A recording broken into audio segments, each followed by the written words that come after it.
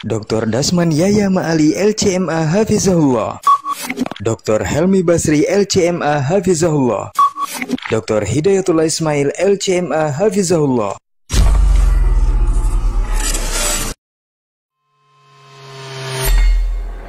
Di para sahabat itu, kaum muslimin, yang terbayang bagi mereka itu adalah infak. Yang terbayang bagi mereka adalah sebuah kebahagiaan, keselamatan di akhirat yang kekal dan abadi di sisi Allah Tabaraka wa Ta'ala. Semua kita boleh klaim sekarang. Kamu cinta Nabi? Cinta Ustaz. Cinta Nabi? Cinta Ustaz. Termasuk saya. Cinta Nabi? Cinta. Kapan tahunya? Besok di akhirat. Maka apa kata Nabi sallallahu alaihi wasallam? Amalur rajuli biyadih. Penghasilan yang terbaik adalah pekerjaan yang dilakukan oleh seseorang dengan tangannya sendiri. Wa kullu bai'in mabrur. Dan setiap jual beli yang mabrur. Ini aktivitas ini membantu saya di akhirat atau akan menyulitkan saya di akhirat? Kalau seandainya perbuatan itu ternyata akan menyulitkan kita di akhirat kelak, tinggalkan perbuatan itu.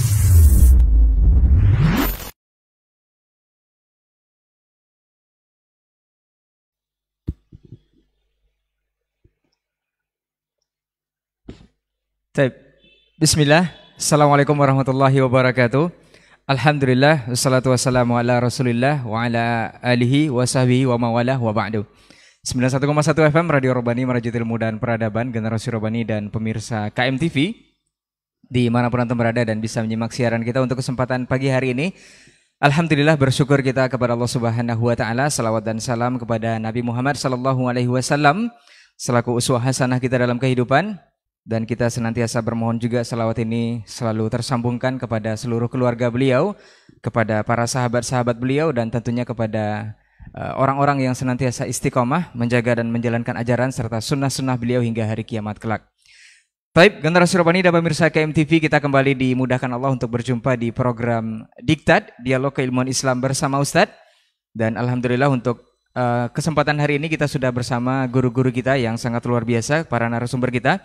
Dan kita akan membahas sebuah judul atau bahasan yang kita beri tema, yaitu publish bukan vonis. Ini seperti apa dan bagaimana, nanti selama lebih kurang 1 jam ke depan masing-masing narasumber akan memberikan penjelasan terkait judul ini. Dan jika waktu memungkinkan nanti antum bisa juga bersoal jawab dengan mengirimkan pertanyaan di layanan WhatsApp kita di 081274909911. Baik, sebelum kita mulai dan untuk tidak memperpanjang mukadimah, kita sapa dulu guru-guru kita yang sudah hadir di studio. Ustadz Dr. Dasman Yahya Ma'ali LCMA Hafizahullah Ta'ala. Assalamualaikum Ustadz. Ahlan Ustadz, khair Ustadz ya. Naam, baik. Barakallah fiik Ustadz. Kemudian Ustadz Dr. Hidayatullah Ismail LCMA Hafizahullah Ta'ala. Assalamualaikum Ustadz. Kabar baik Ustadz. Naam, barakallah fiik Ustadz. Kemudian Ustadz Dr. Helmi Basri LCMA Hafizahullah Ta'ala. Assalamualaikum Ustadz. Sehat Ustaz ya. Baik, barakallahu fikum. Kemudian Generasi Robani pemirsa KMTV, untuk tidak memperpanjang mukadimah mengenai judul kita yang sepertinya membuat penasaran seperti apa dan bagaimana, kita akan dengarkan penjelasan yang pertama sekali dari guru kita Ustaz Dr. Dasman Yahya Ma'ali LCMA Hafizahullah Ta'ala. Fal yatafadhal mashkur Ustaz. Nah, barakallahu fikum.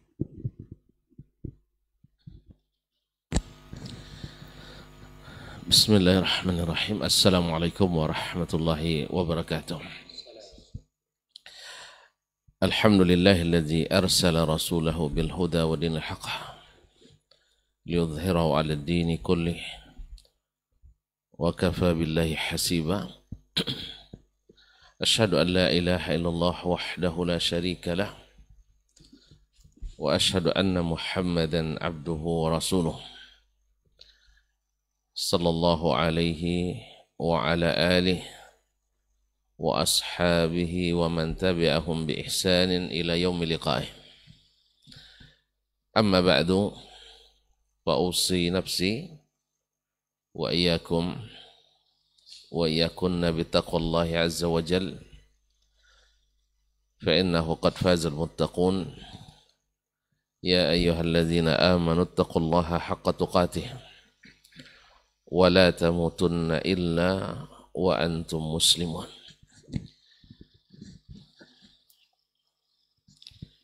para masyayikh al-kiram, Fadilatul Dr. Hidayatullah Ismail wa Fadilatul Syekh Ustaz Dr. Helmi Basri, dan saudaraku yang sentiasa menemani di acara diktat ini, Saudara Rai Imran, hafidhakumullah jami'an, dan saudara-saudara yang ada di studio Rabbani dan KMTV, para pendengar, para pemirsa dimanapun berada yang sedang mendengarkan atau sedang menyaksikan dialog kita pada pagi yang berbahagia ini. Muslimin dan muslimat, bersyukur kita kepada Allah Subhanahu wa taala, kita kembali diizinkan mengisi waktu-waktu ini mudah-mudahan dengan yang bermanfaat.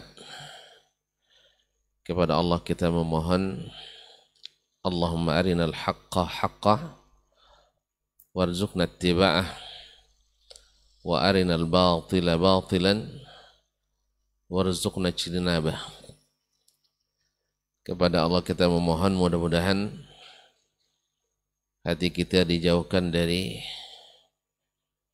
kecenderungan kepada kesesatan, lisan kita diluruskan dari mengucapkan yang dusta dan yang tidak benar, kemudian anggota tubuh kita ditundukkan untuk mengamalkan amalan yang saleh.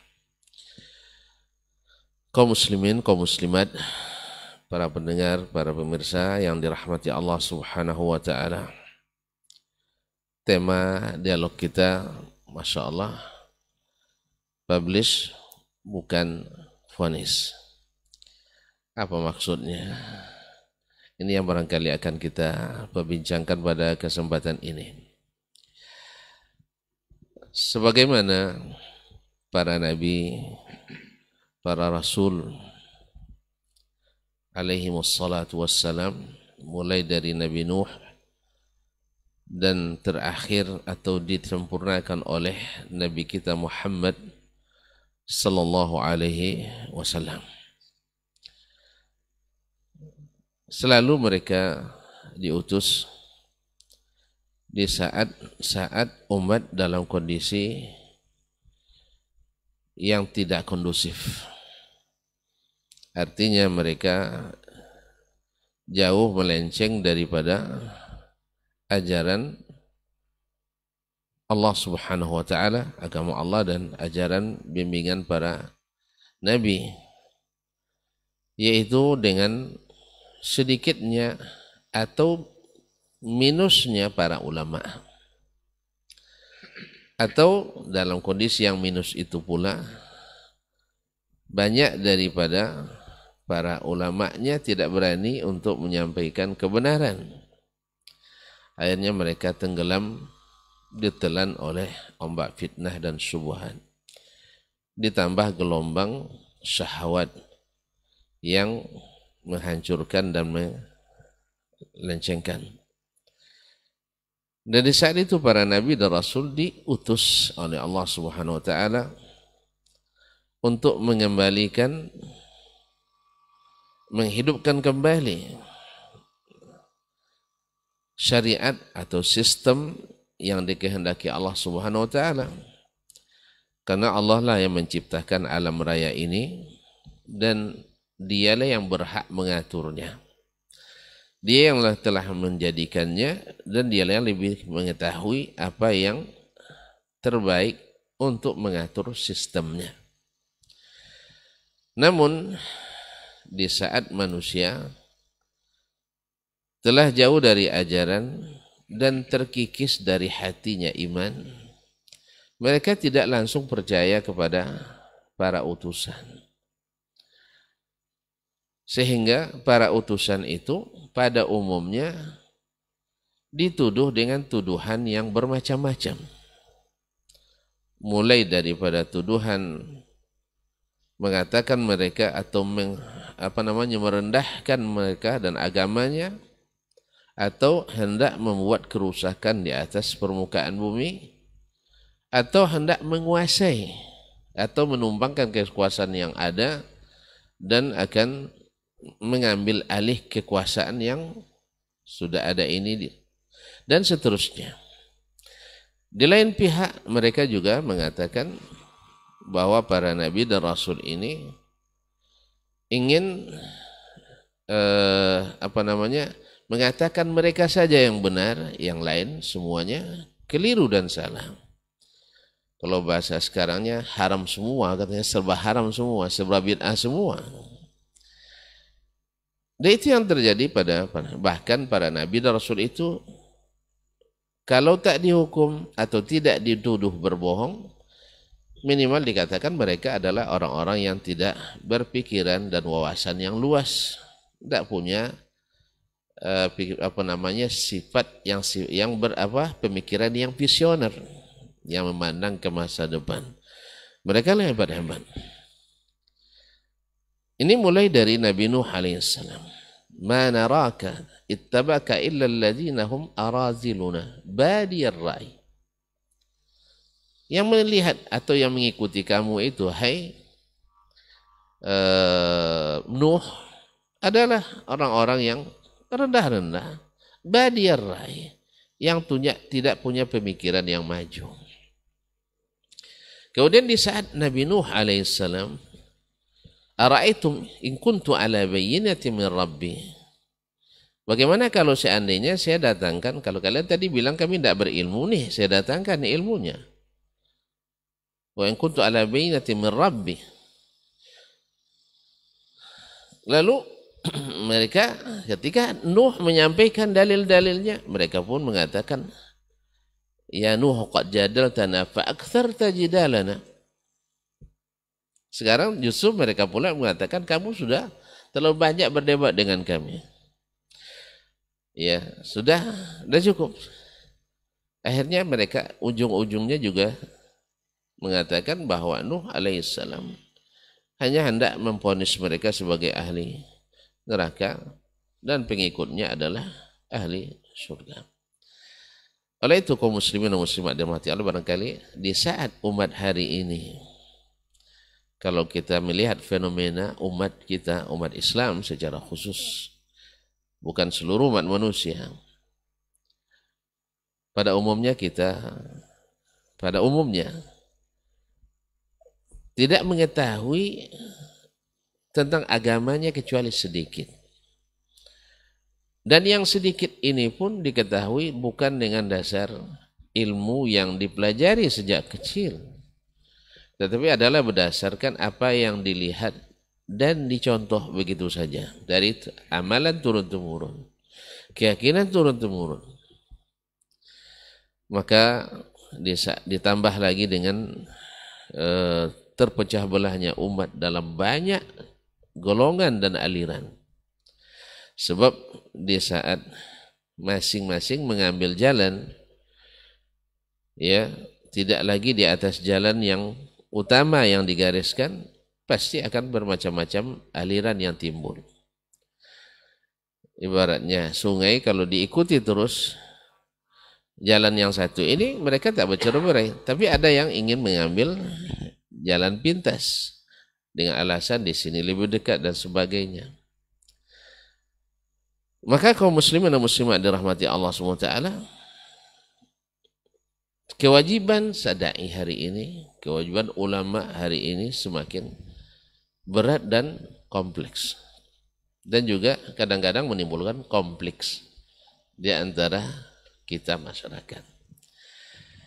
Misalnya di saat kita menjelaskan Nabi SAW menyebutkan iftaraqatil yahudu ala 71 firqah waftaraqatin nasara ala 72 firqah wa taftariqu hadhihi al-ummah ala 73 firqah kulluha fin nari illa wahidah. Umat ini akan terpecah belah menjadi 73, umat Yahudi terpecah menjadi 71 golongan, aliran. Nasrani terpecah menjadi 72 golongan atau aliran. Dan umat Islam akan terpecah pula menjadi 73 golongan. Lalu Nabi SAW mengatakan kulluha finnar, semuanya masuk neraka illa wahidah, kecuali satu. Subhanallah, ini kan di saat hadis ini kita sampaikan, dan hadis ini juga setiap golongan Islam menyampaikan. Tapi kecuali kita menyampaikan, yang lain yang tidak sepaham dengan kita menyampaikan, semua menyampaikan. Sampai hadis wa inna kulla bid'atin dhalalah wa kulla dhalalatin, semuanya menyampaikan. Iyyakum wa muhdatsatil umur, semua menyampaikan, semua. Cuma semuanya dengan bersih dan pemahaman masing-masing. Nah, di saat menyampaikan ini, semua masuk neraka. Ini seolah-olah kita memvonis bahwa selain kita adalah neraka. Dan kita mesti masuk surga. Nah, ini yang mesti kita dudukkan kaum muslimin dan muslimat dirahmati Allah. Ketika datang nas-nas seperti ini dan yang semacamnya, kita hanya mempublish, menyampaikan dalam rangka menyampaikan nasihat kepada umat. Karena apa? Karena kalau kita tidak sampaikan, kita merugi. Ya, innal insana lafi khusrin illa alladzina amanu wa amilus salihat, kecuali orang beriman dan amal saleh. Cukup enggak beriman dan beramal saja, itu belum cukup membuat kita menjadi orang yang tidak merugi. Sampai kita tawasau bil haqq, harus sering memberikan wasiat, saling menasihati, saling memerintahkan untuk melaksanakan yang hak. Resikonya apa? Mesti sabar, wa tawasau bis sabr. Nah, oleh itu sebahagian umat dini sepanjang masa melihat kita menyampaikan kebenaran menurut kita, yang menurut dia ada bukan kebenaran, maka seolah-olah kita dikatakannya telah memvonis selain kita sebagai orang yang semuanya salah. Padahal yang bicarakan hanya satu masalah. Jadi ada dhabit sebenarnya kaum muslimin dan muslimat dirahmati Allah. Ada masalah yang kita sampaikan, bukan semua masalah mesti seperti itu. Sebagaimana juga kaidah lazimul qauli laysa biqaul. Lazimnya atau konsekuensi suatu perkataan, yang mungkin akan jelaskan oleh Dr. Helmi lebih ini. Lazimul qauli laysa biqaul, artinya konsekuensi dari suatu ucapan itu tidak merupakan ucapan itu. Artinya misalnya saya mengatakan ini semuanya masuk neraka, ini kan hadis Nabi ini. Konsekuensinya kan selain yang saya yakini kan masuk neraka itu. Ya, bukan itu maksudnya. Tapi adalah bahwasanya selain kebenaran yang ditunjukkan oleh Nabi SAW itu yang masuk neraka. Kemudian masuk neraka di sini, apakah kekal atau tidak? Imam As-San'ani dalam syarh hadis Iftiraqul Ummah menukil dari Syekhul Islam Taimiyah rahimahullah. Sengaja kita menukil dari Syekhul Islam Taimiyah karena beliau ini kadang-kadang dituduh, kadang-kadang diajak kawan pula. Pas lagi yasinan diajak nih kawan nih, karena katanya yasin sampai gitu kan. Tapi pas lagi masalah akidah ini lawan berat. Allah musta'an. Dia mengatakan man za'ama annal firaq ats-tsintaini wa sab'ina mukhalladatun fin nari faqad akhta atau faqad khalafa al-Qur'an was sunnah wal ijma'. Siapa yang mengatakan bahwa firqah yang 72 itu kekal di neraka, dia sungguh telah menyalahi Al-Quran, menyalahi Sunnah, menyalahi ijma' ummah. Karena Nabi mengatakan bahwa ini umatnya. Dan umat yang dimaksud di sini ummatul ijabah, bukan ummatul ad-da'wah. Nah, ummatul ijabah tidak ada yang dikekal dalam neraka. Cuman mereka potensi masuk neraka. Oleh sebab itu, maka kewajiban seorang dai, kewajiban seorang alim, seorang yang mengetahui, menyampaikan kebenaran itu. Dan pasti ada akan menghadapi dua golongan orang. Satu menentang, satu melarang. Satu menentang, satu melarang. Kamu kok kepo sekali kan itu ya. Maka kita ingat kisah Bani Israel yang dulu dilarang oleh Allah SWT. Was'alhum 'anil qaryati allati kanat hadiratal bahri iz ya'duna fi as-sabti iz yabduna fi as-sabti istatihim hitanuhum yawma sabtihim wa yawma la yasbituna la ta'tihim, sampai pada ayat wa qala ta'ifatun wa lima ta'iduna qauman illahu muhlikuhum aw mu'adzibuhum adzabun syadid qalu ma'ziratan ila rabbikum wa la'allahum yahdharun. Nah, dalam ketika Allah SWT larang mereka, ada suatu umat Bani Israel tinggal di tepi pantai tentu nelayan banyak. Nah, Allah uji dengan hari Sabtu. Hari Sabtu itu hari ibadahnya. Kalau kita hari Jumat, mereka hari Sabtu. Maka hari Sabtu itu mereka diuji Allah dengan banyak datang ikan. Lalu datang larangan, jangan mencari ikan pada hari Sabtu. Akhirnya mereka berpikir, hari banyak ikan hari Sabtu. Macam kita hari Jumat kan. Kalau pergi cari ikan otomatis tidak pergi Jumat. Atau tidak pergi hari Sabtu. Karena nelayan kan pergi sehari itu. Nah, mereka dilarang untuk turun. Apa yang mereka lakukan? Nah, di sini mereka mencari apa istilahnya maqasid. Ini ilmu maqasid ini ya. Kalau gulu dalam pelaksanaannya atau keliru dalam tanzilul manatnya, tahqiqul manatnya, berbahaya. Berbahaya. Ma'asyar kiram dirahmati Allah SWT. Akhirnya mereka mengatakan tujuan Allah melarang supaya kita tidak terhalang untuk melakukan ibadah. Oleh sebab itu mereka mencari hilah yang menurut sebagiannya hilatun syar'iyyah. Padahal sebenarnya hilatun syaitaniyah. Ya, dikatakan hilah syar'iyyah apa? Ikan dapat, tujuan salat, maqasid syariat untuk mendirikan ibadah pada Sabtu juga terlaksana. Akhirnya mereka membuat hilah, dipasang pukat atau jala pada hari Jumat, dan Sabtu mereka pergi ke Sauma'ah, dan hari Ahad dibangkit atau diambil ikannya. Melihat itu orang ini subhanallah, subhanallah luar biasa kaum muslim. Terpecahlah umat menjadi tiga. Satu masalah bisa membuat tiga golongan umat. Satu yang istiqamah, tidak mau ikut dan juga mengingkari. Yang kedua, sifatnya pasif. Dia tidak ikut, tapi ini kan biar sajalah perbedaan pendapat ini. Ini adalah perbedaan pendapat, dia ijtihad. Biar saja, lima ta'iduna qaumanillah. Andainya mereka salah, Allah yang akan hukum. Jadi orang bikin masalah, tidak usah diingkari. Bikin repot kita. Sampai mereka pun menentang orang yang melakukan ingkar mungkar tadi.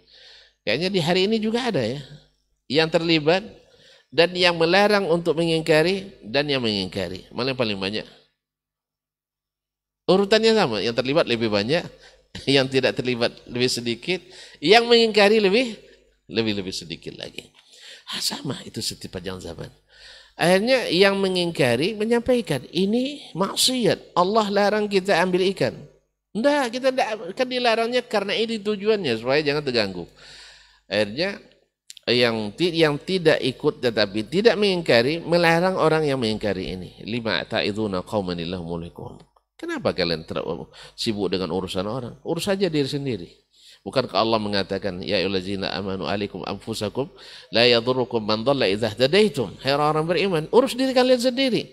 Tidak mudarat orang sesat, mau tidak sesat, asal kalian tetap dapat hidayah. Ini kan ayat ini kalau salah pasang lagi bisa jadi syubhat. Iya sih? Iya, kalau sudah beriman bertauhid sudah selesai. Kalau itu Nabi tidak jadi berdakwah, dia orang paling beriman, orang yang bertakwa. Tapi beliau mengingkari yang mungkar, mengingkari yang mungkar. Ma'asyarul kiram dirahmati Allah SWT. Intinya orang-orang yang mengingkari tadi dituduhlah sebagai orang-orang yang ingin memponis orang ini masuk neraka atau orang ini sesat dan sebagainya. Padahal kaum muslimin dan muslimat, tujuan kita adalah ma'ziratan ila rabbikum, supaya kita punya hujjah, punya alasan. Ya Allah, saya sudah sampaikan. Saya sudah sampaikan. Demikian juga kita juga berharap dari orang lain, saudara-saudara kita yang melihat sesuatu yang menyimpang dari kita juga punya ma'ziratan ila rabbikum, silahkan. Makanya dari sisi manapun, dari arah manapun, kita kadang-kadang membetulkan saudara, saudara juga membetulkan kita. Bukan maknanya memponis bahwa segala sesuatu yang datang dari adalah suatu kesalahan. Wallahu ta'ala alam. Mungkin Al-Syaikhan insyaAllah menyempurnakan pembicaraan ini. Terima kasih dan mohon maaf. Wassalamualaikum warahmatullahi wabarakatuh. Waalaikumsalam warahmatullahi wabarakatuh. Barakallahu fikum Ustaz untuk pembukaan atau awal dari tema kita di Publish Bukan Vonis, dan kita akan lanjutkan selanjutnya penjelasan dari guru kita Ustaz Dr. Hidayatullah Ismail LCMA Hafizahullah Ta'ala. Falyatafadhal mashkur Ustaz. Naam. Bismillahirrahmanirrahim. Assalamualaikum warahmatullahi wabarakatuh. Alhamdulillah. Alhamdulillahi Rabbil Alamin. Wassalatu wassalamu ala ashrafil mursalin wa ala alihi wa ashabihi ajma'in. Ashhadu an la ilaha illallah wahdahu la syarika lah, wa ashhadu anna Muhammadan abduhu wa rasuluhu alladzi la nabiyya ba'dah.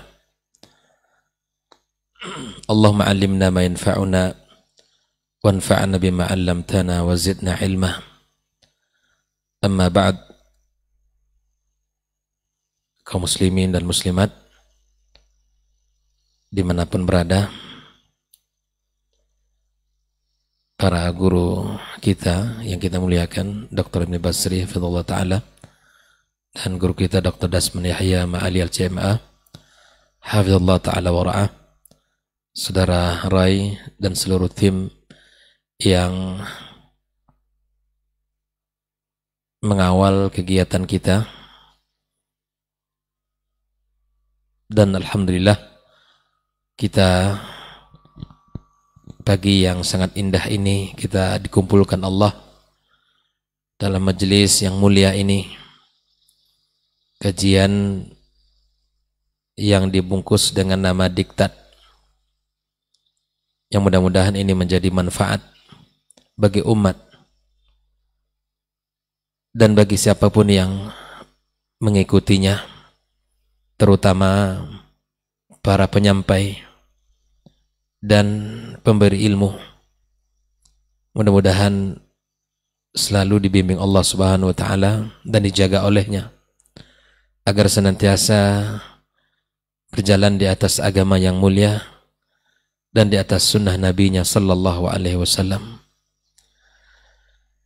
Tema yang kita angkat pagi ini adalah Publish Bukan Vonis. Masya Allah, tadi guru kita Dr. Dasman telah memberi kita banyak pelajaran, inspirasi tentang sebuah perjalanan dakwah Nabi kita Sallallahu Alaihi Wasallam dan dakwah para Nabi secara umum, bahwa memang tugas mereka adalah menyampaikan, memberikan peringatan, mengarahkan. Dan itu sudah pasti bahwa di jalan kebaikan akan ada rintangan dan cobaan. Tibalah saatnya saya untuk mencoba untuk membahas, melanjutkan dari apa yang guru kita sampaikan tadi. Saya ingin melihat kepada surat Al-Ghashiyah, yang mana Allah Subhanahu wa Ta'ala telah sampaikan tentang sebuah tugas Nabi kita Sallallahu Alaihi Wasallam. Fadzakir, innama anta mudzakkir. Inilah tugas Nabi SAW dan tugas yang mengikuti Nabi SAW, yaitu mengingatkan al-balagh, in alaika illa al-balagh. Tugas kita kecuali hanya menyampaikan. Tugas kita adalah memberikan peringatan. Tugas kita menebarkan agama yang mulia ini, menyampaikan yang hak dan memberikan peringatan terhadap yang batil. Bukankah umat ini Allah muliakan dengan sebutan kuntum khaira ummatin ukhrijat linnas ta'muruna bil ma'ruf wa tanhauna 'anil munkar, yang menjadikan umat ini mulia, sebaik-baik umat ukhrijat linnas, karena kita menegakkan amar ma'ruf dan nahi munkar, menyebarkan kebaikan, mengajak orang kepada kebenaran, memberikan peringatan. Inilah tugas para nabi dan rasul secara umum, dan ini juga tugas kita para pewaris nabi, para duat, para tulabul ilm, siapapun di antara kita. Maka inilah yang diajarkan oleh Al-Quran kepada kita. Ini ada usul dakwah kita, di mana kita mengajak orang. Kita hanya memberikan peringatan. Bukankah Nabi SAW orang yang paling mudah senyum di dalam menyampaikan? Di dalam sahabat-sahabat mereka bergaul, saat dia bersama sahabat, mudah paling senyum. Paling mudah untuk senyum. Paling mudah untuk memberikan sesuatu yang bermanfaat. Ya. Maka ayat berikutnya yang menguatkan penafsiran ayat ini. Fadzakir innama anta mudzakir lasta alaihim bimusaitir. Kita tidak memaksa mereka. Kita tidak menguasai hati mereka. Kita tidak memiliki kekuatan untuk bisa mengarahkan mereka harus bersikap begini, enggak. Tapi tugas kita mempublish peringatan, memberikan penjelasan, memberikan ingatan kepada manusia agar kita semua adalah berada di atas hak, berada di atas agama yang benar. Dan ini merupakan pelajaran yang mahal untuk kita dari Nabi kita sallallahu alaihi wasallam dan dari ayat yang mulia. Kita tidak memiliki kuasa atas hati orang. Innaka la tahdi man ahbabta walakinnallaha yahdi man yasha. Tidak mungkin kita akan bisa memaksa orang untuk bisa berpegang dengan hal ini. Karena hidayah itu di tangan Allah Azza wa Jalla. Sebagaimana Nabi kita sallallahu alaihi wasallam mengatakan bahwa qulubuna, hati kita ini, baina asabi'ir rahman. Allah yang membolak-balikkan hati ini. Allah yang membuat dia mudah untuk menerima. Allah juga yang membuat dia untuk tidak bisa. Karena ketika dia menempuh jalan kebaikan, dia cari, walladzina jahadu fina lanahdiyannahum subulana. Orang yang bersungguh-sungguh, orang yang serius untuk mencari kebenaran, bukan pembenaran, maka Allah berikan kepadanya jalan hidayah kepadanya. Maka kita sebagai para tulabul ilm, para ustadz, para pengajar, semuanya kita harus mengingat ayat ini. Fadzakir innama anta mudzakir lasta alaihim bimusaitir. Kamu tidak memiliki kuasa kecuali hanya sultan al-hujjah, bahwa kita hanya menyampaikan saja. Kita tidak bisa memvonis orang. Dan ini juga sebuah pelajaran. Saya teringat dengan sebuah hadis Nabi sallallahu alaihi wasallam. Ada sebuah hadis di mana dari sahabat Nabi yang mulia Abdullah al-Bajali, ketika ada seseorang disampaikan Allah maghfir lahu, maka dia mengatakan la ghafarallahu lahu. Maka Allah Subhanahu wa taala mengatakan, mengutus Jibril mengatakan, man dzal ladzi yata'alla alayya alla aghfira fulan. Ketika ada orang doakan semoga Allah ampuni dia, lalu ada yang mengatakan la ghafarallahu lahu, Allah Subhanahu wa taala mengatakan man dzal ladzi yuqri man dzal ladzi yata'alla alayya alla aghfira fulan faghafartu lahu ahbatu amalak. Subhanallah. Jadi ini adalah sebuah pelajaran. Siapa orang yang memastikan, yang bersumpah atas namaku, yang tidak aku ampuni fulan, aku ampuni fulan dan aku gugurkan segala amalmu. Maka ya subhanallah, dari hadis ini ada pelajaran yang sangat mahal untuk kita. Yang pertama, kita di dalam menyampaikan kebenaran tidak sesuai, dalam menyampaikan kebenaran di mana kita tidak boleh menvonis orang engkau tidak diampunkan Allah, engkau tidak akan masuk surga, engkau tidak akan mendapatkan rahmat Allah. Tidak mungkin ini kita katakan. Jangan dituduhkan kepada yang mendakwahkan, yang menyampaikan hadis-hadis yang mungkin dari sisi kebiasaan masyarakat mungkin bertentangan dan mungkin ya menjadi sesuatu yang sangat sulit untuk diterima.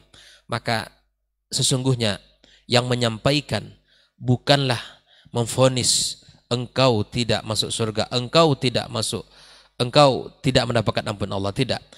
Kita telah mendapatkan dari hadis ini bahwa kita tidak boleh mengatakan sesuatu yang itu tugas Allah tabaraka wa taala. Ini pelajaran mahal untuk kita. Yang kedua, di mana juga kita tidak boleh merendahkan orang yang sedang terkubur dalam maksiat atau terjatuh dalam kubang maksiat. Kita tidak boleh merendahkan orang. Kita tidak boleh menganggap dia akan ahli nar. Dia akan kekal dalam neraka. Tidak mungkin itu kita katakan. Dan tidak boleh kita katakan. Karena Nabi telah mengatakan dalam hadis yang lain bahwa betapa ada orang dari awal kehidupannya ya, amalan dia itu amalan surga, bahkan tidak ada jarak antara dia dengan surga kecuali sejengkal. Hanya kematian yang menghalangi dia. Mati masuk surga. Tapi ternyata ya mengerjakan amal ahlun nar, maka dia tutup usianya dengan amalan ahlun nar, fadakhalan nar. Betapa ada orang yang di awal-awal perjalanan hidup ya terjerumus kepada kubang kemaksiatan. Banyak dosa yang dilakukan, banyak pelanggaran yang ia lakukan, banyak maksiat yang dikerjakan. Tapi kemudian subhanallah, karena hati ini di tangan Allah Azza wa Jalla, maka Allah berikan hidayah bahwa tidak ada jarak antara dengan neraka kecuali sejengkal. Tapi kemudian Allah Subhanahu wa taala berikan kepadanya hidayah, Allah berikan kepadanya petunjuk, maka kemudian dia ternyata mati di atas agama yang mulia dan masuk surga Allah Subhanahu wa taala. Maka kita tidak boleh mengatakan bahwa tidak boleh kita merendahkan siapapun di antara umat ini yang sedang di dalam melakukan maksiat. Kita hanya berdoa kepada Allah Azza wa Jalla. Seburuk apapun kondisi dan keadaan orang, maka tetap kita berharap Allah Subhanahu wa taala memberikan hidayah kepadanya. Kita boleh memberikan peringatan, tapi kita tidak boleh menvonis. Seperti kisah qatil mi'ah ya Ustaz ya. Qatil mi'ah. Di saat dia datang kepada Abid, ya kan? Dia mengatakan, saya telah membunuh 99 orang. Lalu kemudian, apakah ada tobat bagi saya? Tidak ada tobat. Ini vonis ini. Bukan publish. Ya, vonis, divonis langsung. Sampai 100 orang itu diselesaikan sama dia. Divonis langsung. Tidak ada pintu tobat bagi kamu. Gitu. Sehingga apa? Karena ya kurang ilmunya dalam menjawab, lalu kemudian dia melihat dengan dosa yang begitu besar, maka kemudian dia diselesaikan menjadi 100 orang dibunuh. Karena memvonis dia tidak ada pintu taubat. Lalu dia datang kepada alim yang kemudian menyebutkan dengan dosa-dosa yang besar yang dilakukan, maka dia mengatakan pintu taubat sangat terbuka untuk kamu. Allahu Ghaffar, Allahu Rahim.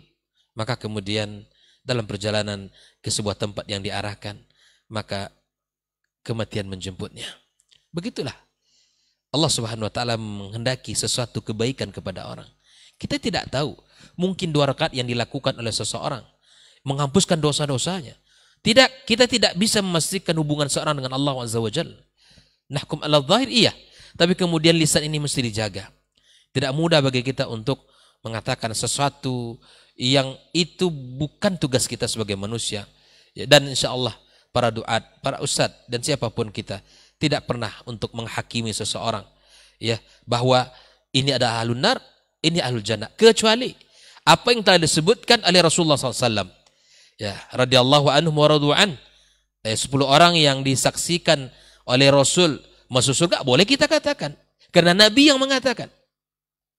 Maka seperti kisah Utsman ibn Maz'un ketika disampaikan ketika dia meninggal dunia, ya dengan salah seorang persaksian seorang wanita bahwa saya bersaksi Allah telah memuliakan kamu. Allah telah memuliakan kamu. Nabi SAW bertanya kepadanya, dari mana kamu memastikan kalau Allah sudah memuliakan dia? Subhan. Ini juga pelajaran mahal bagi kita semua bahwa tidak mudah bagi kita untuk mengatakan sesuatu yang itu adalah tugas Allah Subhanahu wa taala. Namun seperti yang Allah sampaikan tadi, fadzakir, ya, innama anta mudzakir. Sesungguhnya kamu adalah tugasnya hanya memberikan peringatan, ya, walasta alaihim bimusaitir.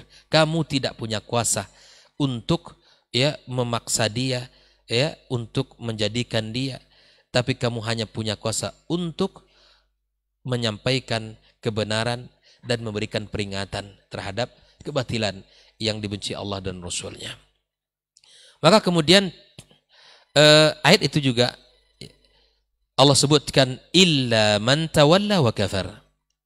Syekh Shalih Utsaimin menyebutkan illa ini munqati. Artinya bahwa kecuali orang-orang yang berpaling dan kafir. Urusan sama siapa? Urusan sama Allah, bukan urusan sama Muhammad sallallahu alaihi wasallam. Jadi orang yang tidak mau menerima hidayah, diingatkan tentang bid'ah, diingatkan tentang hal yang haram, tapi tetap dilakukan. Ya sudah, para dai, para ustaz nggak perlu bersedih, nggak perlu bersedih hati, nggak perlu dibawa itu ke dalam diri sehingga nggak mau lagi, ya, nggak mau lagi untuk berdakwah, tidak perlu, ya. Karena tugas yang diembankan kepada kita adalah, ya, fadzakir, yaitu memberikan peringatan. Bahkan Allah Subhanahu wa taala di dalam ayat yang lain mengingatkan Nabi kita sallallahu alaihi wasallam, wa nahnu a'lamu bima yaqulun. Kami yang lebih tahu Muhammad terhadap apa yang mereka hinakan kepada kamu. Kami yang tahu. Kami tidak luput dari apa yang mereka katakan kepada kamu. Wa ma anta alaihim bijabbar, kata Allah SWT. Kamu bukanlah orang yang bisa memaksa mereka, begitu enggak. Fadzakir bil Qur'ani may yakhafu wa'id. Berikanlah peringatan dengan Al-Qur'an terhadap orang yang takut.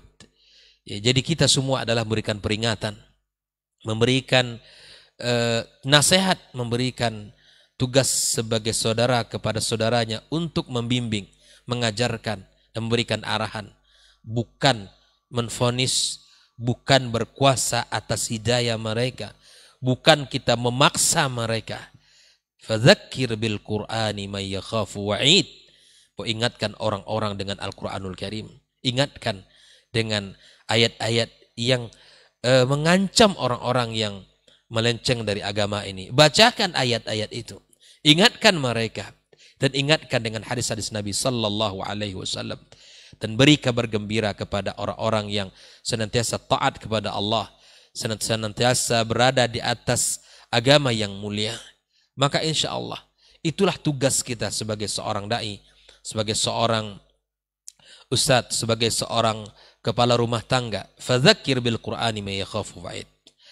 Berkaitan dengan ayat ini juga, ikhwani wa akhwati fiddin, ini bisa kita aplikasikan dalam kehidupan kita.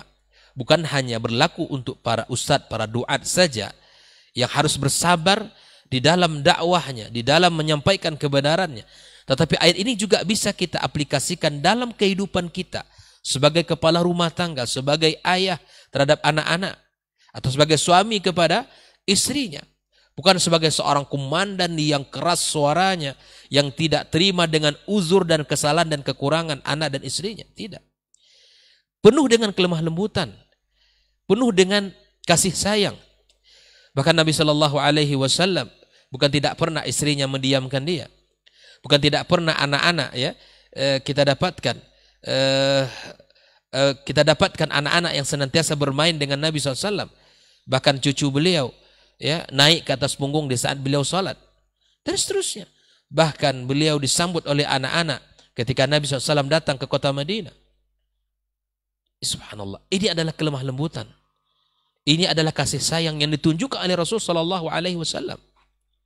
Ini adalah tugas qudwah hasanah yang telah Allah sebutkan di dalam ayatnya, laqad kana lakum fi rasulillahi uswatun hasanah. Baik itu dalam ucapannya baik itu dalam perbuatannya, baik itu bahkan terkadang dalam keputusannya. Dalam keputusan, ya. Kita lihat dalam keputusan yang diambil Rasulullah SAW di saat Ibn Mu'adz yang diminta oleh orang Yahudi untuk menjadi hakim. Ya kan? Ketika diminta ya, hakim, maka diminta oleh mereka Sa'ad bin Mu'adz yang dianggap oleh mereka masih dekat hubungan. Karena Islam baru beberapa tahun kemudian dikira masih ingatlah dengan jasa-jasa selama mereka bergaul. Tapi kemudian diserahkan oleh Nabi SAW bagaimana Mu'adz memutuskan. Maka diputuskan oleh Mu'adz radhiyallahu ta'ala an, Nabi mengatakan, laqad hakamta bima anzalallahu minas sama. Engkau telah berikan putusan yang telah Allah turunkan dari langit. Subhanallah. Masih banyak bab-bab yang mana Nabi kita SAW ya di dalam kehidupan para sahabat, dalam surat di akhir surat Al-Fatah juga Allah sebutkan ya walladzina ma'ahu asyidda'u 'alal kuffari ruhama'u bainahum. Ini yang dicontohkan Nabi SAW. Ya. Asyidda dengan musuh-musuhnya, bersikap tegas. Tidak ada yang namanya basa-basi dalam urusan agama. Yang hak ya hak, yang batil batil. Tapi ketika sesama mereka ruhama, penuh dengan kasih sayang, penuh dengan ithar. Bahkan kisah Abdurrahman Sa'ad ibn Rabi, kisah yang masyhur di tengah-tengah kehidupan kita. Tidak hanya harta yang dia kasih, tidak hanya rumah yang diberi, bahkan istri yang dia punya dia akan ceraikan. Habis masa iddah engkau nikahkan dia. Wa yusiruna ala anfusihim walau kana bihim khasasa. Subhanallah. Ini ithar. Buah daripada apa? Ruhama tadi. Buah daripada kasih sayang yang dicontohkan Rasulullah SAW. Bahkan musuh-musuh Islam pun tahu bahwa Nabi SAW orang yang paling baik. Karena Nabi tidak pernah cemberut muka, dalam artian tidak pernah memvonis orang. Tidak pernah dia mengatakan sesuatu yang itu utusan Allah, keputusan Allah Subhanahu wa taala. Dia menyampaikan, tapi terhadap kebenaran tak akan gentar dia. Sya'ama abah. Mau tidak mau disampaikan. Dan itu tugas kita para rasul. Tugas para rasul dan tugas kita para ustadz, para duat, para tulabul ilm, kita semuanya, kaum muslimin di dalam kehidupan ini. Di muhimmatuna, ya, misi kita hanya tugas menyampaikan, ya, mengingatkan, bukan untuk memvonis mereka, tapi tugas kita adalah memberikan peringatan terhadap apa-apa yang telah Allah perintahkan untuk disampaikan. Karena memang tugas kita, kuasa kita bukan untuk menguasai hati mereka, bukan untuk menguasai hidayah di hati mereka. Maka kemudian illa man tawalla wa kafar, kecuali orang-orang yang berpaling, orang-orang yang kufur, fayu'adzibu Allah wa adzabal akbar. Allah hukum, berikan kepada mereka azab yang besar. Para ulama tafsir mengatakan azab al-akbar itu adalah azab ya azim, bukan azab sederhana yang dilakukan hanya orang-orang yang tidak mengetahui, azab yang sangat besar. Wa qila annahu azabun fil barzakh, dan mengatakan azab yang besar ini di dalam barzakh nanti. Allah berikan kepada orang yang berpaling, kepada orang yang kufur. Itu tugas Allah Subhanahu wa taala. Ya, tugas Allah tabaraka wa taala. Maka Nabi tidak diminta untuk menguasai mereka, bahkan Nabi dihibur oleh Allah Subhanahu wa taala ketika dalam dakwah, ketika Aisyah radhiyallahu taala pernah bertanya kepada Nabi alaihi wasallam, adakah hari yang paling berat bagi kamu wahai Rasul daripada hari Uhud? Kisah yang pertanyaan yang terjadi dari Aisyah radhiyallahu taala anha, karena Nabi sangat bersedih dengan kekalahan kaum muslimin dan meninggalnya Hamzah ya di saat perang Uhud. Maka Nabi mengingatkan sebuah peristiwa, ya, sebuah peristiwa yang telah terjadi di masa yang lampau. Kata dia, ada peristiwa yang sangat membuat saya paling bersedih di dalam kehidupan, yaitu di saat saya mendatangi Ahli Taif. Ketika aku berharap di situ mereka menerima dakwah ini, ketika aku sampaikan mereka dengan senang hati menerima dakwah ini, tapi kemudian aku diusir, kemudian aku dilempari.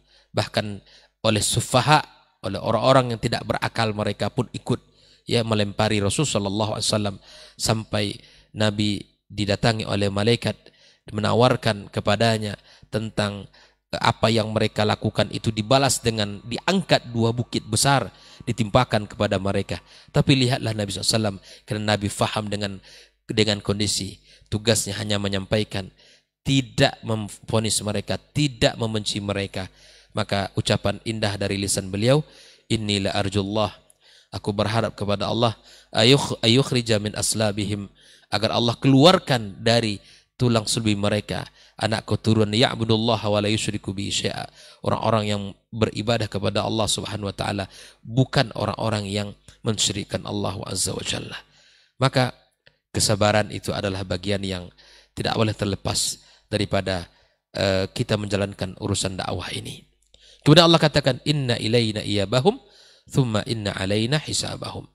Maka segala urusan yang kita lakukan di dunia ini akan berujung semuanya kepada Allah Subhanahu wa taala.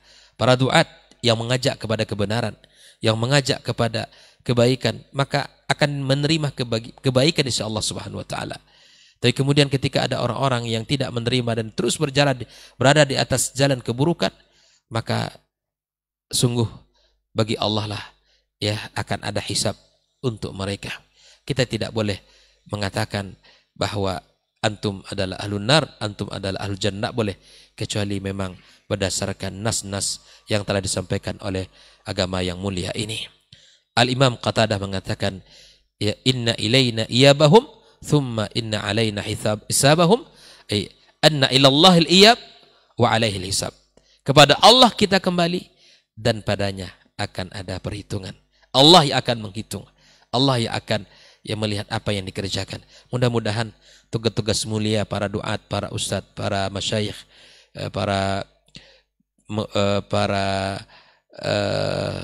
siapapun ya yang mengajak kepada kebenaran, semoga Allah terima, dan semoga Allah jadikan itu dalam timbangan kebaikannya. Karena akan sangat merugi orang-orang yang telah menyampaikan kebenaran, yang telah mengajak kepada kebaikan, lalu kemudian amal tidak terima Allah Subhanahu wa taala. Terakhir saya akan katakan, dengan kemajuan teknologi ya, dengan adanya Facebook, Instagram, YouTube dan lain sebagainya, maka mari kita ambil fadzakir tadi.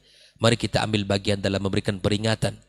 Sebarkan sesuatu yang baik, sebarkan sesuatu yang bermanfaat, sebarkan nasihat, sebarkan ayat Al-Quran, sebarkan hadis Nabi Sallallahu Alaihi Wasallam, sebarkan perkataan-perkataan hikmah yang membuat orang semakin sadar kepada agama yang mulia ini, membuat orang akan bisa ingat akan kematian, ingat akan hari akhirat, ingat akan bekal, ingat akan surga dan neraka Allah Subhanahu wa taala.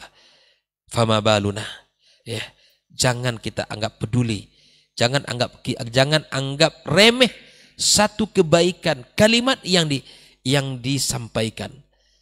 Bisa jadi kalimat yang tidak kita sadari itu membuat orang sadar dengan agamanya, meninggalkan kemaksiatan yang ada padanya, membuat orang kembali kepada agama ini dengan kelalaian yang sangat panjang yang telah ia lakukan, dengan segala kemaksiatan ia telah ia kerjakan. Ketika Anda mengingat men-share satu ayat, satu hadis, satu kalimat hikmah, bisa jadi dia mendapatkan hidayah dengan kalimat itu, dan bisa jadi kalimat itu yang menjadikan Anda menjadi orang yang beruntung di sisi Allah Subhanahu wa taala. Dan berhati-hatilah dalam menyebarkan sesuatu. Sebarkanlah yang bermanfaat, tinggalkan yang tidak bermanfaat, karena hidayah di tangan Allah Subhanahu wa taala. Terima kasih. Wassallallahu ala nabiyyina Muhammadin wasallam. Subhanakallahumma bihamdika asyhadu an la ilaha illa anta astaghfiruka wa atubu ilaik. Wassalamualaikum warahmatullahi wabarakatuh. Waalaikumsalam warahmatullahi wabarakatuh. Baik, barakallahu fikum Ustaz untuk materi kita, lanjutan materi, dan Masya Allah semakin jelas bahwa maksud publish dan bukan vonis ini seperti yang sudah disampaikan tadi. Tapi kita akan dengarkan lebih lanjut penjelasan dari guru kita, Ustaz Dr. Helmi Basri LCMA Hafizahullah Ta'ala untuk kesempatan berikutnya. Kita persilakan, fal yatafadhal mashkur Ustaz. Nah.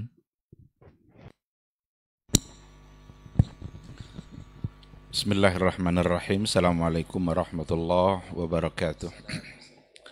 Alhamdulillahi wahdah. Wassalatu wassalamu ala man la nabiyya ba'dah. Asyhadu an la ilaha illallah wahdahu la syarikalah wa asyhadu anna Muhammadan abduhu wa rasuluh. la nabiyya wa la rasula ba'dah.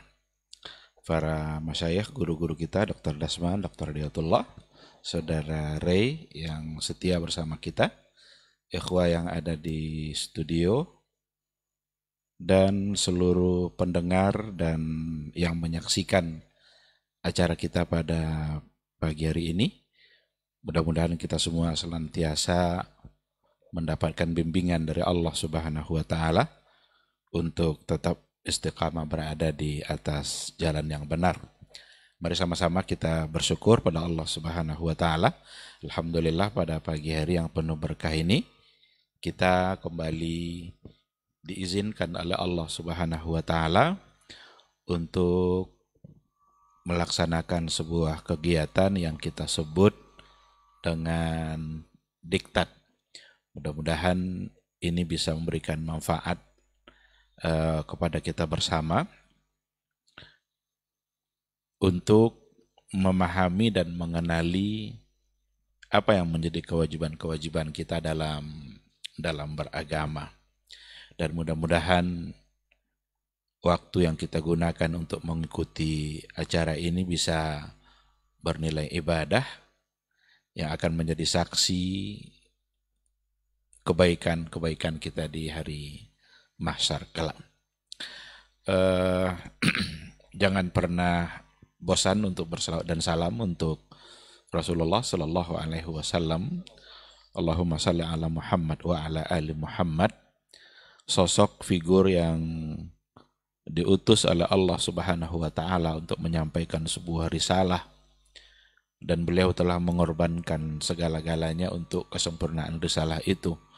Maka hendaknya dialah yang kita taati, dialah yang kita tauladani, dialah yang kita harus jadikan standar dan ukuran kebenaran untuk setiap sikap dan tindakan keseharian kita, baik af'al maupun akwal, baik dalam bentuk perbuatan ataupun dalam bentuk perkataan, sehingga standar kita jelas, ukurannya jelas, dan disitulah letak kebenaran itu. Mudah-mudahan kita semua di Yaumul Mahsyar bisa berbahagia dengan mendapatkan syafaat dari beliau. Baik para pendengar Rabbani dan pecinta KMTV serta ikhwah sekalian dimanapun berada yang dimuliakan Allah, tema kita pada pagi hari ini adalah publish bukan ponis.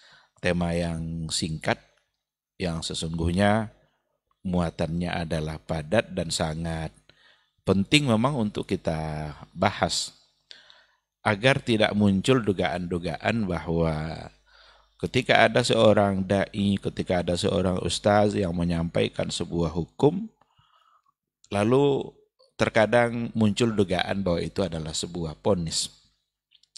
Padahal bukan. Seorang ustaz itu hanya menyampaikan apa yang telah pernah disampaikan oleh Rasulullah Sallallahu Alaihi Wasallam, dan apa yang telah pernah disampaikan juga oleh generasi-generasi sesudahnya. Jadi hanya mengikuti langkah mereka saja. Dan itu memang harus disampaikan. Ketika ada perbuatan-perbuatan yang kata Rasul itu akan berujung kepada kekufuran, maka harus disampaikan memang. Dan itu bukanlah sebagai ponis takfir. Takfir itu luar biasa berat tanggung jawabnya. Nggak boleh bermudah-mudah dalam persoalan takfir. Dan nggak boleh juga bermudah-mudah dalam menuduh orang memponis itu. Nah, saya kira untuk inilah tema ini bisa kita angkat. Kalau umpamanya kita mau ambil sebuah contoh, ketika Rasulullah Sallallahu Alaihi Wasallam mengatakan dalam sebuah hadisnya, man ata arrafan faqad kafara bima unzila ala Muhammad, gitu Ustaznya. Atau faqad asyrak. Man ata arrafan, siapa yang mendatangi arraf. Arraf itu orang yang mengaku-ngaku tahu. apa yang akan terjadi di masa yang akan datang. Wa saddaqahu. Lalu yang mendatangi tadi membenarkan pula. Faqad kafara bima unzila ala Muhammad, sungguh dia telah kafir dengan apa yang telah dibawa oleh Muhammad sallallahu alaihi wasallam. Nah, sekarang ketika kita sampaikan umpamanya hadis itu, man ata arrafan, barang siapa yang mendatangi tukang tenung, paranormal, para dukun, ia benarkan, sungguh telah kafir. Apakah itu artinya sedang menghukum kafir semua orang-orang yang datang ke tukang tenung itu? Tentu tidak. Ini kan hukum umum yang datang dari Rasulullah Sallallahu Alaihi Wasallam. Ini bukan ponis, bukan ta'in, bukanlah untuk menyatakan setiap individu bahwa mereka telah kafir. Kenapa demikian?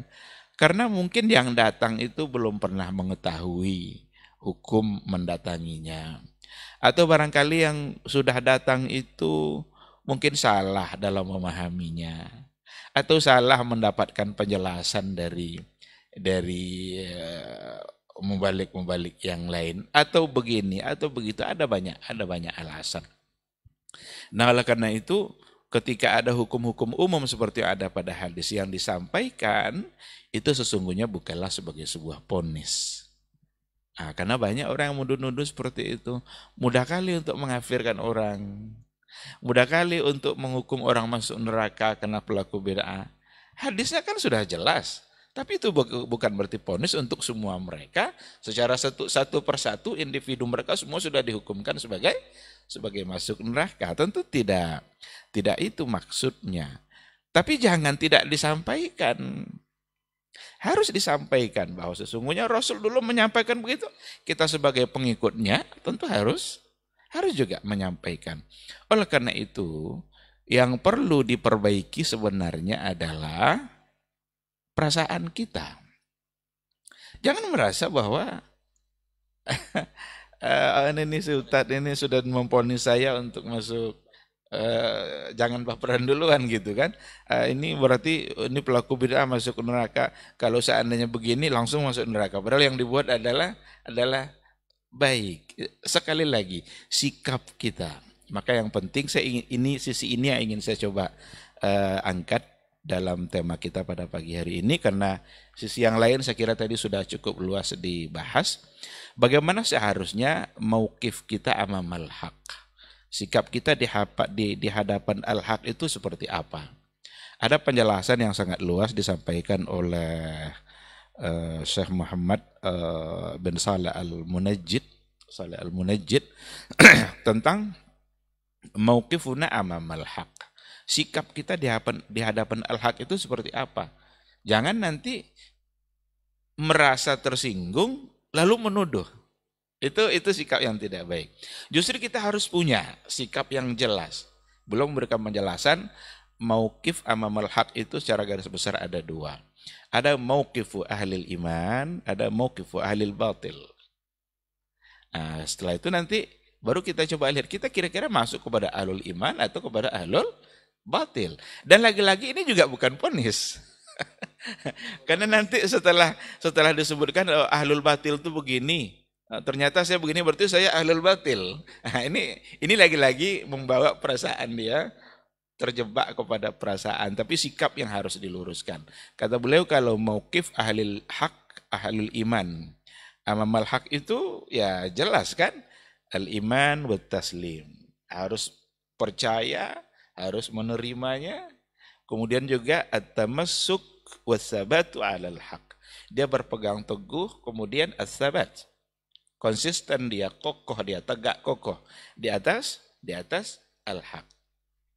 Tidak sekedar itu saja, mahabbatul haq. Dia cintai kebenaran itu, kemudian ad-da'watu ilaih. Dia mengajak kepada al-haq itu. Nah, ahlul iman itu ketika disampaikan sebuah kebenaran, baik dari Al-Quran maupun dari hadis-hadis Rasulullah Sallallahu Alaihi Wasallam, sikapnya harus yang tadi itu, al-iman bihi wa taslim. Dia terima, nggak boleh dia tolak, karena penolakan itu nanti dari ahlul batil. Coba tengok kisah Isra Mi'raj umpamanya, kisah yang sangat terkenal itu. ketika disampaikan oleh Rasulullah Sallallahu Alaihi Wasallam di pagi harinya bahwa dia malam tadi berisra Mi'raj sampai ke Masjidil Aqsa, sampai pula ke ke Sidratil Muntaha, lalu turun ke bawah sebelum fajar masuk dia sudah sampai lagi ke kota Mekah. Ini cerita sangat aneh bagi orang-orang ahlul batil. Maka mereka menolak itu, Abu Jahal menolak kan. Ini gila, apalagi yang datang dari kamu ini, wahai Muhammad. Dikiranya kegilaan baru yang disampaikan oleh Nabi Muhammad. Ditantangnya Nabi Muhammad ketika itu, kamu mau enggak kalau saya sampaikan cerita ini kepada masyarakat? Mau, kata Rasul. Bagus, silahkan disampaikan. Maka jadilah Abu Jahal itu iklan gratis untuk peristiwa Isra. Nabi santai-santai aja, enggak lagi sibuk-sibuk dia menyampaikan. Kan seharusnya Nabi yang menyampaikan, kan enggak? Ada promosi gratis dari Abu Jahal. Karena dia menolak dan menantang, dikiranya Nabi akan takut nanti orang-orang tidak akan mempercayainya. Tapi sampai kepada Abu Bakar, ketika sampai berita itu kepada Abu Bakar As-Siddiq radhiyallahu anhu, satu aja kata kunci yang disampaikannya. Yang ngomong siapa katanya? Yang ngomong ya dia, kawan kamu itu katanya. Dibilang oleh Abu Bakar, la in kana huwa qail la sadaq. Kalau dia yang ngomong pasti benar. Inilah mauqif ahli iman. Ini sikap ahli iman di hadapan al-haq, di hadapan kebenaran. Apa yang disampaikan oleh Allah dalam Al-Quran, kita sebagai orang beriman, sami'na wa ata'na. Gak boleh kita coba berkilah-kilah, oh ini enggak, ini kayaknya enggak, ini enggak mungkin ini kayaknya. Ini kalau begini nih enggak mungkin Allah begini. Jangan, enggak ada alasan kita untuk mengatakan, untuk bilang tidak seperti itu, karena Allah yang mengatakan seperti itu. Nah, jadi mauqif ahli iman harus pada yang tadi itu. Sikap ini yang harus ada. Jadi ketika disampaikan oleh dia dengar umpamanya sebuah kajian lalu disampaikan begini ini bisa membawa kita ke dalam nerakanya Allah. Jangan justru menuduh ini ustaz nih ahlut takfir. Ini ustaz nih ahlut tabdi'. Ini ustaz nih pemegang kunci neraka, kunci surga. Tidak ada kita yang memegang kunci neraka, kunci surga. Hanya Rasul saja yang bisa menentukan si fulan masuk surga. Itu hanya datang dari Rasulullah Sallallahu Alaihi Wasallam. Yang harus dihindarkan itu adalah mauqif ahlil batil. Apa mauqif ahlil batil? Ada banyak poin. Kita tidak akan memberikan penyebaran secara panjang lebar, tapi tentu saja intinya kebalikan dari yang tadi itu. Ahlul batil itu sikapnya di hadapan al-haq. Yang pertama sekali adalah dia akan menolak dan mendustainya. At-takdzib, al-i'rad wa takdzib. Ini yang pertama sekali. Maka Abu Jahal menunjukkan sikapnya tadi itu terhadap kebenaran Isra Mi'raj yang disampaikan oleh Nabi. Padahal Nabi yang ngomongkan sebelum beliau diangkat jadi Rasul, semua mereka percaya Nabi itu adalah Al-Amin. Nabi itu orang yang sangat amanah. Nggak pernah kami mendengar dari lisannya satu kebohongan pun. Itu diakui oleh semua orang pada masa itu. Tapi ketika yang disampaikannya justru al-haq, yang disampaikannya justru adalah Al-Quran, yang disampaikannya justru adalah pesan-pesan agama yang datang dari Allah, ternyata hilang semua keyakinan mereka sebelumnya, dan mereka al-i'rad wa takdzib. Mereka menolak apa yang telah disampaikan oleh Rasulullah Sallallahu Alaihi Wasallam. Ada dari sebahagian sikap ahlul batil juga di hadapan kebenaran itu, meskipun mereka tidak menolaknya atau tidak mendustainya, tetapi ada sebahagian di antara mereka lubsul haqqi bil batil. Diterimanya tapi tidak cukup dan menerima sepenuhnya, dicampur baurkan nanti al-haq itu dengan al-batil. Iya katanya diterimanya tidak apa-apa, tapi dilakukannya dengan mencampurkan kebaikan-kebaikan itu, al-haq itu dengan yang batil. Padahal Al-Quran sudah mengatakan wala talbisul haqqa bil batil wa taktumul haqqa wa antum ta'lamun. Jadi dicampur baurkannya antara al-haq dengan al-batil itu sebenarnya tujuan yang ujung-ujungnya wa taktumul haq. Ingin menyembunyikan al-haq itu, wa antum ta'lamun, sementara mereka mengetahuinya. Banyak sekali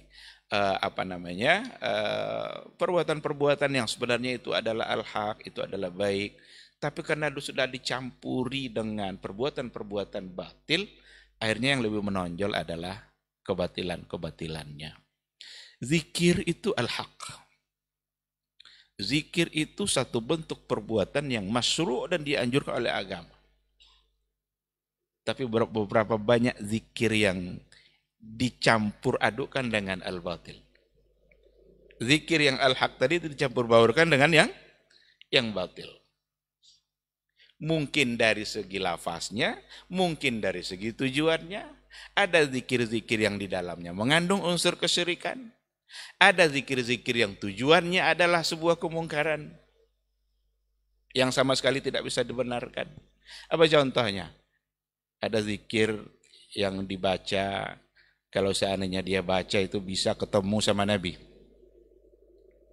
Jadi kalau baca zikirnya 1000 kali, nanti bisa ketemu sama Nabi. Ini al-batil. Kapan lagi dia mau ketemu Nabi sekarang ini? Dan tidak pula sekedar bertemu dengan dalam keadaan mimpi, tapi bertemu dalam keadaan terjaga dengan ruh dan fisiknya. Berarti apakah Nabi meninggalkan kuburannya ketika itu? Atau mungkinkah ketemu dengan 2-3 orang dalam satu waktu? Ini mencampur baurkan antara yang hak dengan yang batil. Dan ini mauqif yang tidak boleh ada. Ketika sudah ada satu kebenaran, udah terima seperti apa yang diajarkan oleh Rasulullah SAW, dan jangan dicampur adukkan dengan kebatilan. Nah, ini tentu contohnya nanti akan sangat banyak sekali. Tapi kita akan akan ambil inti-intinya saja. Ada juga di antara mauqif yang masuk dalam kategori ahlul batil itu adalah tatabbu' zallatil ulama. Tatabbu' zallatil ulama itu mengikuti zallatil ulama itu apa kira-kira mau diartikan itu? Ada ketergelinciran fatwa yang dari para ulama, itu kadang yang diikuti. Yang semua bilang begini, tapi ada satu di antara mereka yang dulu sempat mengatakan bahwa begini boleh, tidak mengapa. Yang kebolehan yang tadi itu yang coba dibesar-besarkan, dan itu yang jadi dipegang. Jadi kata para ulama juga, man tataba'a zallatil ulama faqad tazallaq. Barang siapa yang mengikuti zallatil ulama. Kalau ada orang yang mencoba yang dalam masalah ini diambil pula oleh dia yang paling mudah yang ini, yang dalam masalah lain diambil pula nanti yang paling mudah, padahal yang ulama jumhur tidak mengatakan seperti itu. Faqad tazallaq. Itu bentuk dari kedurhakaan, ketergelinciran dalam beragama. Nabi tidak pernah ada, pada sahabat juga tidak pernah ada, pada tabi'in juga tidak pernah ada. Tiba-tiba adalah seseorang di antara mereka pada masa berikutnya yang mengatakan boleh. Oh, rupanya ada di antara mereka yang mengatakan boleh. Ya udahlah, ini aja lah. Apalagi kalau itu memang sudah beredar di masyarakat. Ini ciri-ciri mauqif ahlil batil. Tapi jangan dituduh ponis. Oh, berarti Ustadz ini sudah menuduh ini adalah halal batil. Anda, kita tidak memponis, kita mengajak untuk merubah sikap. Mari kita rubah sikap kita. Jangan seperti itu. Karena ahlul haq itu sikapnya jelas gitu. Ada lagi pada poin yang berikutnya itu, mauqif al-batil itu at-ta'n fil ulama. At-ta'n fil ulama. Ketika mereka sudah tidak bisa lagi membantah kebenaran-kebenaran yang ada, karena jelas berdasarkan kepada dalil yang ada, kekuatan dalil dimiliki oleh para ulama-ulama besar itu, pindah pada sikap yang berikutnya, at-ta'n. Saksiyatul ulama itu yang dicederainya. Saksianya, kepribadian ulama itu yang dimaki-makinya. Ini ulama, ini orang biasa aja, ini bukan seorang yang alim. Ini hanya tukang jam saja. Ini hanya berapa banyak orang mencela Ibnu Taimiyah. Karena mereka tidak mampu untuk berhujah di hadapan Ibnu Taimiyah. Semua firqah-firqah itu menghujat Ibnu Taimiyah, karena Ibnu Taimiyah punya erat untuk semua firqah itu. Untuk Syiah ditulisnya sebuah buku. Untuk orang-orang Sufi ditulisnya pula sebuah buku. Untuk orang-orang Mu'tazilah ditulis pula oleh dia buku-bukunya. Tidak bisa mereka membantah karena kuat sekali hujahnya. Pindah kepada sikap berikutnya, orangnya yang dimaki-maki. Ada pula yang anak-anak kecil hari ini yang ingin menghina-hina Ibnu Taimiyah. Dia bukanlah seorang ulama, padahal dia sendiri belum sampai mungkin seukuran sehelai rambut Ibnu Taimiyah, mungkin dia belum sampai ke tingkat itu, tapi dia sudah berani untuk memaki-maki, menghina Ibnu Taimiyah. Ini semua adalah bagian dari sikap-sikap yang tidak benar di hadapan al-haq. Oleh karena itu, kalau seandainya ada al-haq di hadapan kita, dan al-haq di sini jelas kan, Al-Quran dan Sunnah Rasulullah SAW, sebagaimana yang dipahami oleh generasi yang mendapatkan garansi dari Allah Subhanahu wa Ta'ala. Kalau itu yang ada di hadapan kita, sikap kita harus ambil sikap ahlul iman, imani, terima, pegang baik-baik, amalkan, cintai, ad-da'wati ilaih, dan sebarkan. Jangan yang terjadi justru adalah kebalikannya. Ditolak, didustai, atau dicampur adukkan nanti al-haq itu dengan yang batil, atau dihalangi orang untuk mengamalkannya, atau nanti dicela-cela orang-orang para ulama yang telah menyampaikannya. Itu semua adalah bagian dari sikap yang tidak baik. Nah, oleh karena itu, ikhwati fillah, apabila ada al-haq, sikap kita terima, dan ketika kita menyampaikan bahwa ini adalah al-haq dan yang selain itu adalah salah, itu bukanlah sebagai sebuah ponis terhadap orang-orang tertentu, karena itu adalah bukan pekerjaan kita. Kita hanya sebagai duat, tapi kita tidak bisa memberikan ponis apapun. Itu semua kita serahkan kepada Allah. Justru ketika kita menyampaikan sesuatu perbuatan bahwa itu salah, kita bukan menuduh orangnya masuk neraka, tapi ingin agar sama-sama selamat dari nerakanya Allah, karena memang tugas kita adalah saling mengingatkan. Ini mungkin sedikit sebagai tambahan yang bisa saya sampaikan. Mudah-mudahan dapat dipahami, dan sekali lagi, apa yang saya sampaikan tidak sedang memponis si A ahlul haq dan si B ahlul batil, tidak. Semua kita menginginkan agar berada pada jalur yang benar. Terima kasih. Subhanakallahumma bihamdika, asyhadu an la ilaha illa anta, astaghfiruka wa atubu ilaik. Assalamualaikum warahmatullahi wabarakatuh. Waalaikumsalam warahmatullahi wabarakatuh. Masya Allah, barakallahu fiik Ustaz. Untuk materi kita di kesempatan hari ini sangat luar biasa mengenai publish bukan vonis. Sudah jelas bahwa publish ini adalah mungkin untuk kita yang mengetahui kebenaran secara hak dari Al-Quran dan Sunnah serta pemahaman para sahabat. Sementara vonis tadi adalah job desk-nya Allah, Ustaz, ya. Itu adalah ketentuan dari Allah Subhanahu wa Ta'ala untuk memvonis segala sesuatu sesuai syariatnya. Taib, generasi Urbani dan pemirsa KMTV, kita masuk kepada pertanyaan atau diskusi yang barangkali sudah antum layangkan di 0812 74 909 911. Di sisa waktu menjelang pukul 10, kita coba jawab yang pertama. Bismillah, assalamualaikum warahmatullahi wabarakatuh.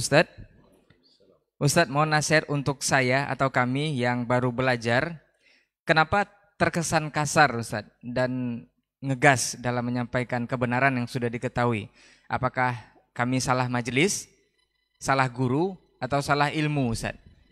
Bukankah ada cara atau ilmu dalam hal menyampaikan kebenaran ini Ustadz? Atau ada syarat menyampaikan kebenaran adalah orang yang berilmu juga, supaya kami tidak tertuduh sebagai memvonis atau punisher, Ustaz. Bukankah kami hanya menyampaikan kebenaran melalui Al-Quran dan Sunnah juga? Nah, baik Ustaz.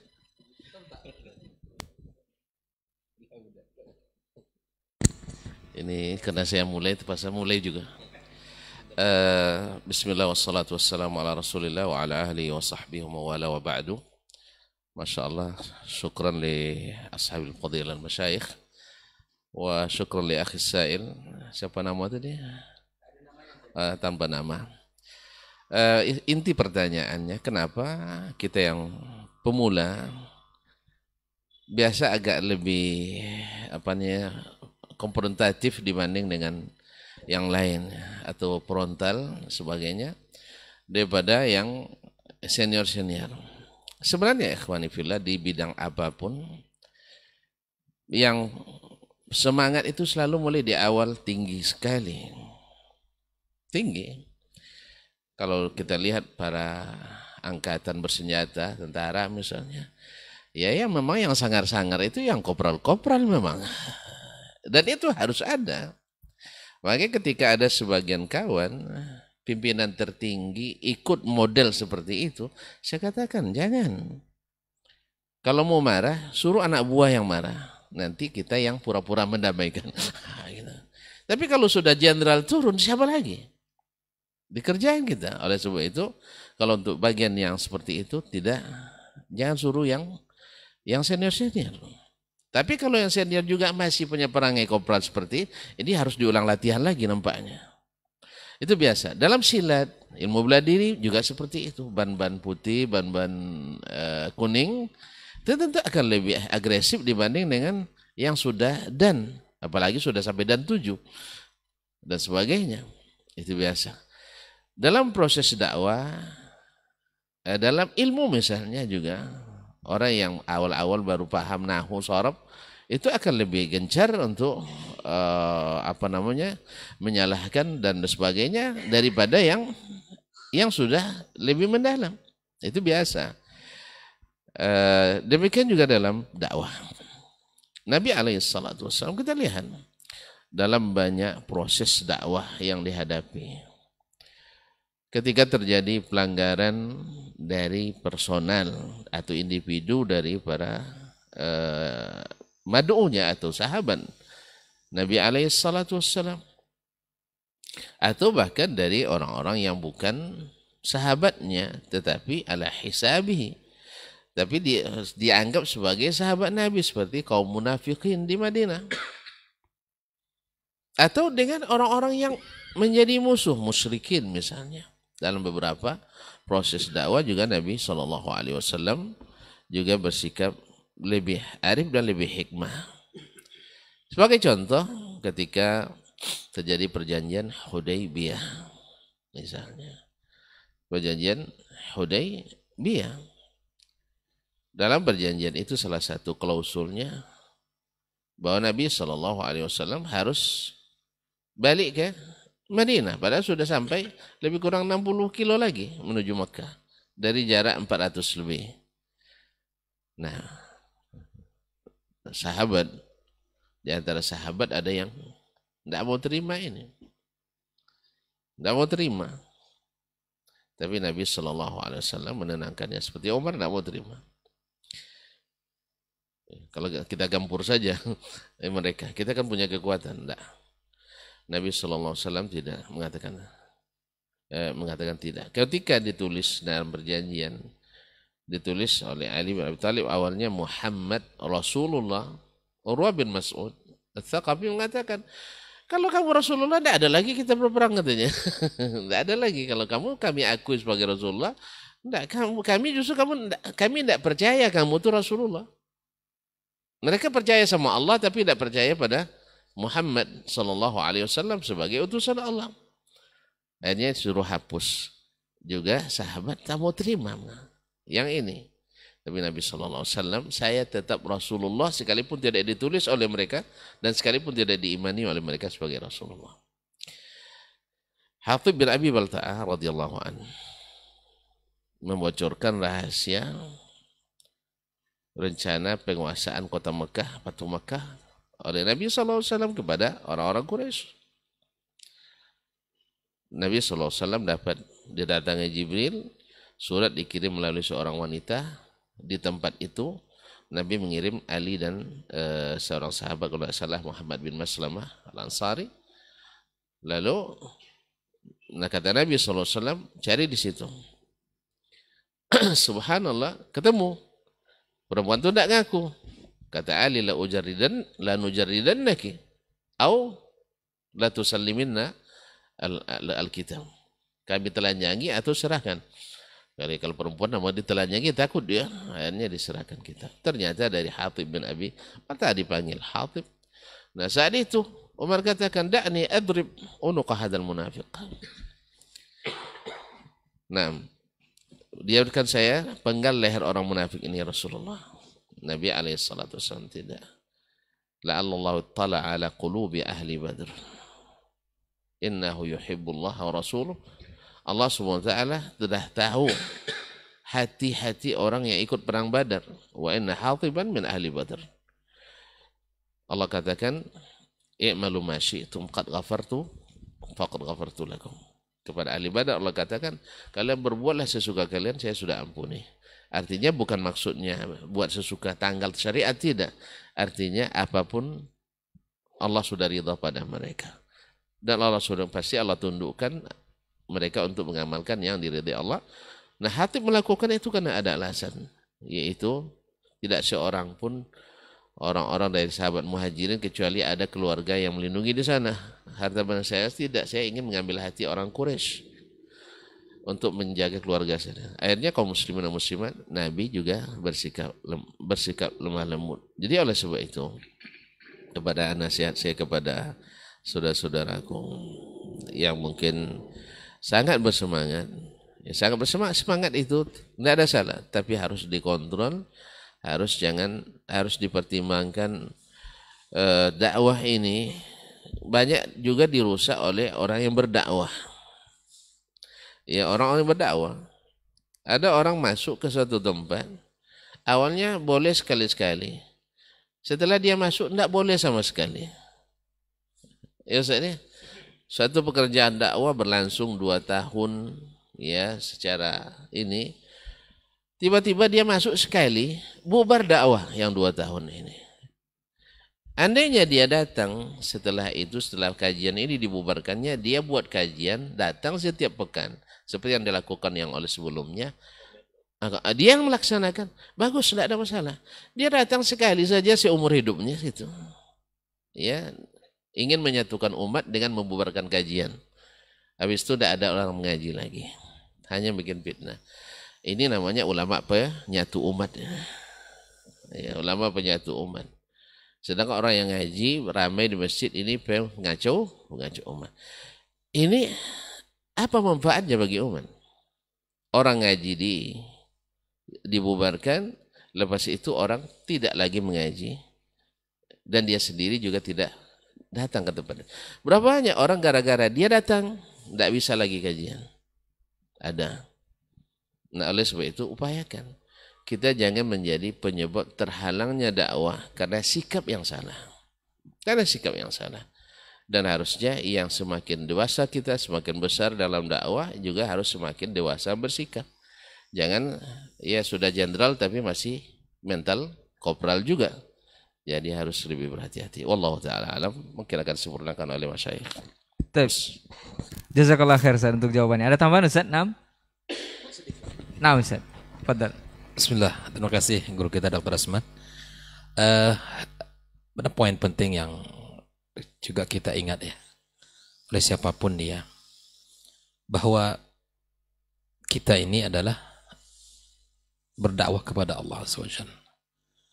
Ini yang harus diluruskan, ini yang harus kita ingat sama-sama. Ad-da'watu ilallah, ya. La ila syakhs, la ila al-mu'assasa, wa la ila ay syai'. Tidak, kita ajak orang itu untuk orang mengenal kita, orang menggung kita, atau mengangkat nama kita, atau untuk kelompok kita, atau yayasan kita, bukan. Bahwa tugas kita, seperti yang kita bahas tadi, memberikan peringatan. Pada suatu saat orang tidak kenal kita, tidak ada masalah. Wah, tugas kita bukan untuk membuat kita ini diingat oleh orang dan kemudian kita tenar viral, bukan. Meskipun pada akhirnya kita tidak ada orang yang tahu, tidak ada masalah. Karena tugas kita hanya memang mengajak orang kepada Allah Subhanahu wa taala. Satu orang dengan kalimat yang kita sampaikan itu, Allah berikan hidayah padanya. Khairun laka min humrin ni'am, kata Nabi sallallahu alaihi wasallam. Ini yang menjadi renungan kita, bahwa semangat boleh di dalam kebaikan, di dalam menyebarkan, tapi lihatlah Nabi kita sallallahu alaihi wasallam, ad-da'atu dengan cara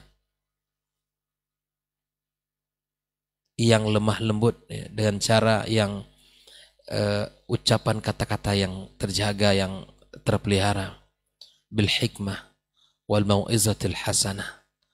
Kalaupun ada, wajadilhum billati ahsan. Ini yang perlu diingat teman-teman semua dimanapun dan siapapun kita, bahwa kita berdiri di atas dakwah yang tujuannya satu, Allah Subhanahu wa taala. Bukan untuk yang lain, bukan ada kepentingan dunia kita, bukan ada kepentingan ya pribadi kita, bukan ada kepentingan yayasan kita, kelompok kita. Maka itu akan merugilah orang-orang yang hanya da'watu ila syakhs. Ya, ketika ada orang yang selama ini bersama dalam dakwah, kemudian ya ada sesuatu yang tidak disukai, jangan habiskan seluruh kebaikan orang dengan kesalahan satu, kesalahan yang pernah ia lakukan. Allah saja menerima uzur, masa kita sebagai sesama makhluk tidak menerima uzur orang? Ketika orang sudah berdakwah sekian panjang, bersamanya sekian lama, lalu kemudian kita datang sebagai orang yang menghalangi dia karena ada yang tidak kita sukai dari sikapnya kepada kita. Itu urusan pribadi, tapi jangan dakwah ini menjadi rusak gitu. Jangan dakwah ini menjadi terhalangi orang untuk menikmati kebaikan, merasakan kebaikan dari dia. Wallah ta'ala alam. Baik, jazakallah khair Ustaz untuk jawabannya dari pertanyaan yang sudah disampaikan. Sepertinya cukup untuk di studio. Ada pertanyaan? Pas? Nah, sepertinya untuk hari ini kita cukupkan program diktat kita mengenai publish dan bukan vonis. Mudah-mudahan kita bisa memahami bersama bahwa tugas kita hanya menyampaikan kebenaran sesuai ilmu yang sudah kita dapatkan juga dari para guru-guru kita ataupun para dai-dai kita yang juga menyampaikan sebenarnya menyampaikan kebenaran sesuai Al-Quran dan Sunnah dan pemahaman para sahabat. Bukan, sekali lagi, bukan memvonis seseorang si A ataupun si B adalah melakukan perbuatan yang sesat atau menyesatkan atau bahkan masuk ke dalam nerakanya Allah Subhanahu wa taala. Mudah-mudahan kita beroleh manfaat dari yang sudah kita bahas untuk kesempatan pagi hari ini. Jazakallahu khairan Ustaz untuk ilmunya. Afwan untuk semua salah kata dan khilaf bicara. Kita tutup dengan doa kafaratul majelis dan insyaallah kita pekan depan akan bertemu lagi dengan tema yang berbeda. Subhanakallahumma wa bihamdika asyhadu an la ilaha illa anta astaghfiruka wa atubu ilaik. Wassalamualaikum warahmatullahi wabarakatuh. Dr. Dasman Yaya Ma'ali LCMA Hafizahullah, Dr. Helmi Basri LCMA Hafizahullah, Dr. Hidayatullah Ismail LCMA Hafizahullah. Majtama'a qawmun fi baitin min buyutillah yatluna kitab Allah wa yatadarasunahu fima bainahum illa nazalat alaihimus sakinah wa ghashiyatuhumur rahmah wa haffat bihimul malaikah wa dzakarahumullahu fiman indah. Tidaklah suatu kaum duduk di salah satu rumah Allah membaca ayat-ayat Allah dan sama-sama mempelajarinya kecuali turun kepada mereka as-sakinah, ketentraman dan kenyamanan.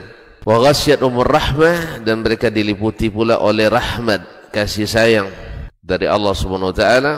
Wa haffat bihimul malaikah, dan mereka pun dikelilingi oleh para malaikat, karena malaikat suka majlis-majlis zikir dan ilmu.